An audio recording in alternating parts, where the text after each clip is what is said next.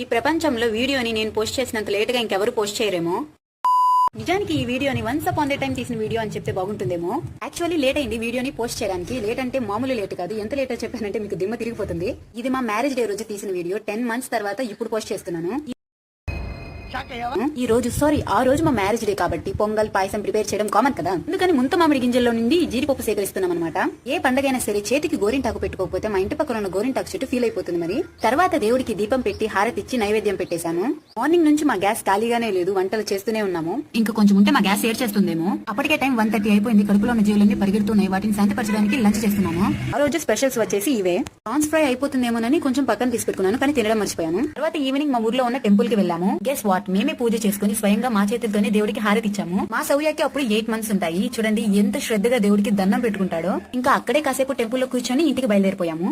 Okay guys, see you in my next videos. Until then see you later, bye by.